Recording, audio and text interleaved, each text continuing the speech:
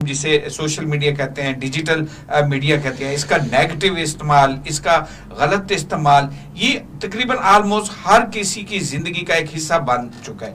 ये ज़हनी सेहत को कितना मुतासर कर रहा है सोशल मीडिया का नेगेटिव इस्तेमाल? सर बहुत शुक्रिया, लेकिन इसकी डिटेल से पहले मैं पिछले सवाल की तरफ जाना चाहूँगा। प्लीज। आपने सवाल किया कि ख़वातीन के मसाइल ऐसा होता है कि ख़वातीन के अंदर बर्दाश्त भी है, हिम्मत भी है। मसाइल जन्म कहाँ से लेते हैं? जब एक दूसरे के अंदर हम बर्दाश्त से निकल जाते हैं।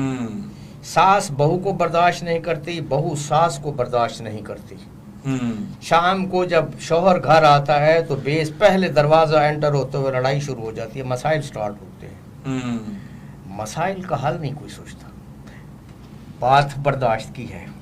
अगर बर्दाश्त कर लें एक दूसरे को तो फिर मसाइल जन्म नहीं लेंगे। मसाइल जन्म लेंगे तो आपकी ज़हनी सेहत भी ख़राब है, जिस्मानी सेहत भी ख़राब है और आपका घर भी ख़राब है।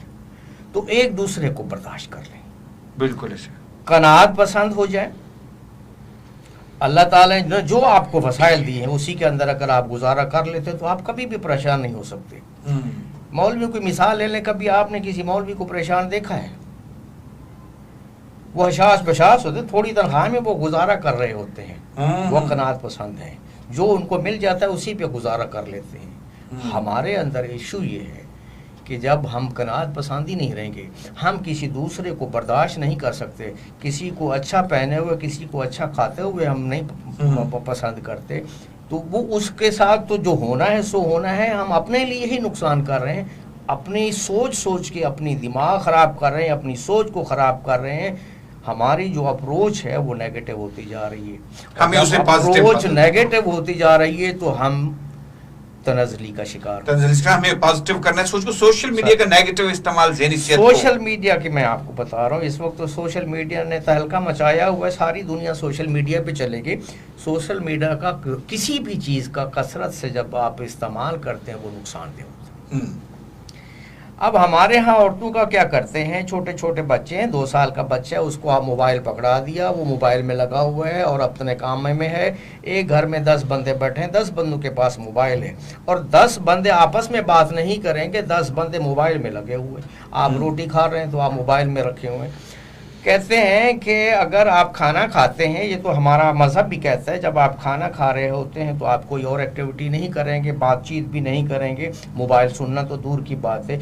आप अगर माइंडफुलनेस के साथ अगर आप खाना खाते हैं तो वो आपको एनर्जी भी प्रोवाइड करेगा, आपकी सेहत भी अच्छी होगी। और अगर हम माइंडफुलनेस के साथ खाना नहीं खाएंगे तो हमारे लिए वो बेकार है सिवाय ठूंसने के।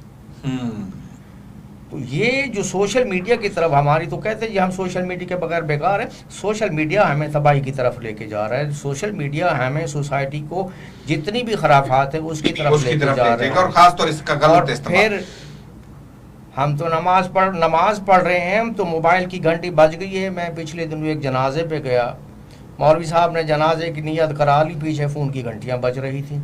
क्या ना, हम नमाज खाक पढ़ने जा रहे हैं, नमाज पढ़ रहे हैं, आपकी फ़ोन की घंटी बज रही है। और कुछ तो ऐसे होते मोबाइल निकाल के ड्यूरिंग नमाज उसको भी बंद भी कर रहे होते। बिल्कुल।